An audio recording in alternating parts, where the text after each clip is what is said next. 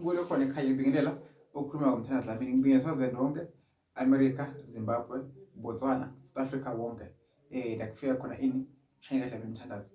Sizobheka udaba lilanda umuntu ongasekho emhlabeni. Simlanda umuntu ongasekho emhlabeni, simlanda kanjani ke? Umuntu ongasekho emhlabeni simlanda ngalo hlobo kanje. Kuyashiyana akufanani, amasiko awafani emakhaya but engikwaziyo ukuthi umuntu ongasekho emhlabeni imbuzi iyahlatshwa.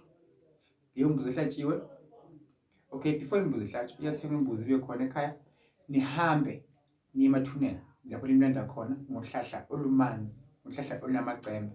Uze lo hlahla oliphethe uzongena nalo ekhaya esangweni. Nawufika esangweni kube khona uzophuma la ekhaya eze nembuzi kuwe. Nawufika le mbuzi ufike uyinikeza ini lihlahla.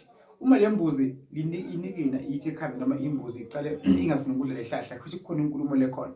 Okay, ke ngithi ke ifike iyalile ihlahla yakanini ikhanda kwangabekho into eyenzayo. Ngiyomkhomba ukuthi iyamukela lo muntu uyangena ekhaya emabaleni. So abantu abazi abanye ukuthi mongenza umuntu ekhaya umlanda ngani. Umuntu umlanda ngani? Umlanda ngembuzi umbukele khona ekhaya. Uma sengenileke imbuzi idlile ihlahla, ihamba imbuzi ibulawe ihlatshwe imbuzi emveni emva kwalokho ke endinongena ekhaya uyasho ukuthi sikulanda nansi imbuzi esingenisa ngayo. Seyidlile imbuzi ihlahla sengena imbuzi ekhaya emabaleni. Alright, imbuzi ibulawe. Imbuzi the day ibulawa nginebike umsebenzi wenza uLesihlanu.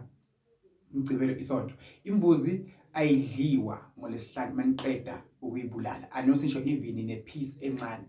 Ni ifinga abantu enigezako ngithwala umswane nalelo gazi noma imiphetho sihlazi seniyageza emveni kwalokho. Akukho kudliwako. Ngicibele selevuka imbuzi yahlahlelwa, iyaphekwa, iyadliwa. Ngibule khona ekhaya. Uma nibusiseke ngibule khona ekhaya ucubele ndele ini aba-channel ami ubuke futhi ube umuntu ongilandela futhi nabantu subscribe ni comment. Kuningi engizokufunda kuphi la channel kabani kamthanazi Dlamini ngibule khona ngabe sikhuluma dabulani lekulanda umuntu uma angasekho emhlabeni. Uma simlanda kuphi emathuneni songenza kuphi ekhaya emabaleni. Ngibule khona ekhaya uNkulunkulu namandla akusikelele akukhanyisela. Akunikeze amandla akubusise ngisho indlela umuntu alandwa ngayo uma zongeniswa kuphi ekhaya emabaleni.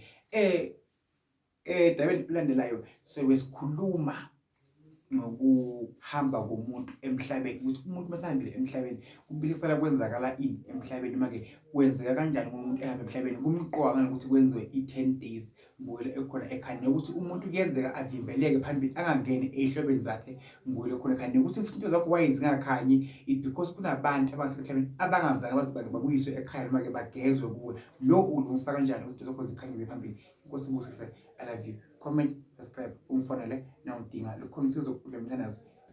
Malanga. Inkosi ibusise.